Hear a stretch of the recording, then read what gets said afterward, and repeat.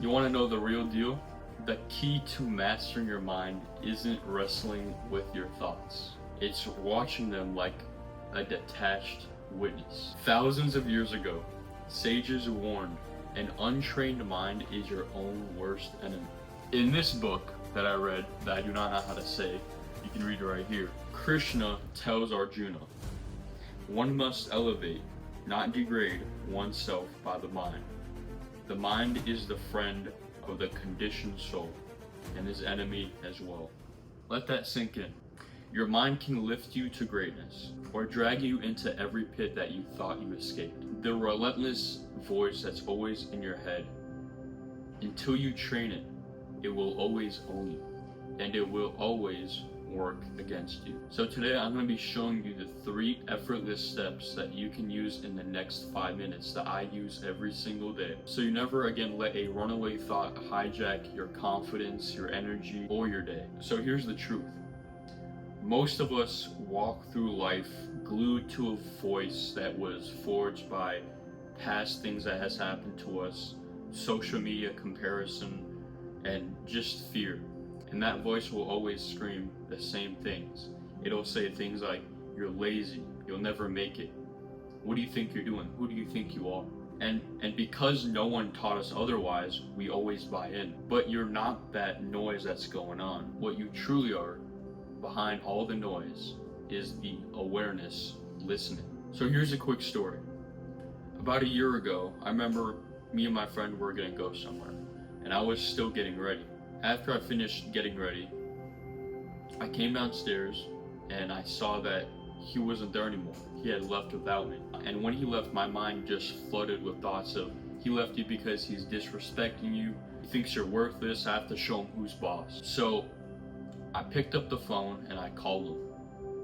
And I was fuming at this point. I was just absolutely fuming. So when he picked up the phone, I got on the phone and I started going right at him. And I started yelling at him. I called him a bunch of curse words. I called him immature. I just went completely at him. And then he hung up the phone. And then I was just there, left to sit with what I'd just done, in silence. And I realized in that moment, if I was able to actually first understand what was actually going in my mind and not taking that so seriously, I wouldn't have destroyed our relationship. I realized that screeching critic wasn't actually me, it was just my ego going into overdrive. That's when I got it. You are not your thoughts. You're the one choosing whether or not to heed them. Every limit you hit, it's just a story that you've been looping on repeat. But you can rewire it right now by changing how you relate to your thoughts.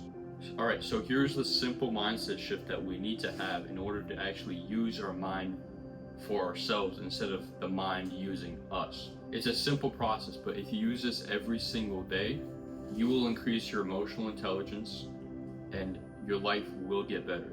So it's a 3-part process. Watch, detach, and reframe. So the most important part about this is to actually build a regular meditation practice.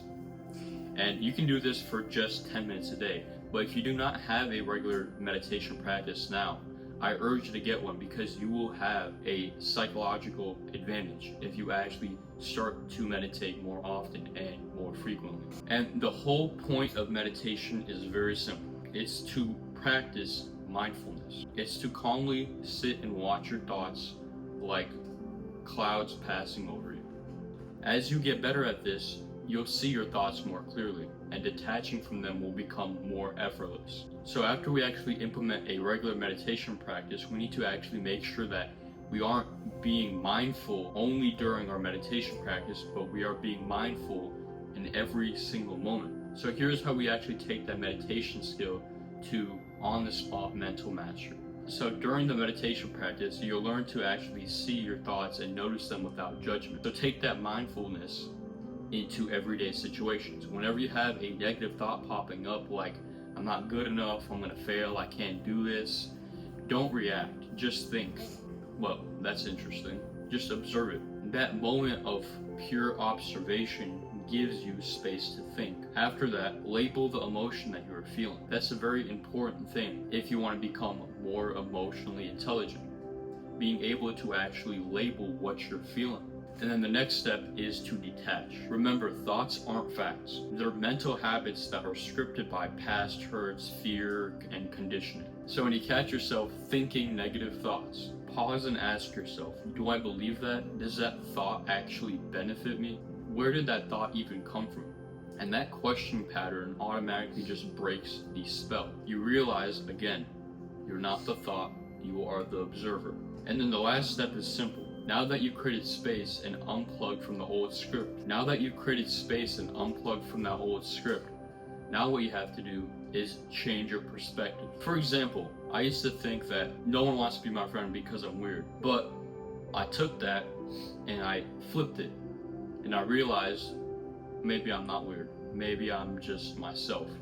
There are probably more weird people out there. When you change your thought, you change how you feel. And when you change how you feel, you change what you do next. So to actually implement this the right way, make sure that you actually start a daily meditation practice, because I'm telling you right now, a meditation practice can only benefit you.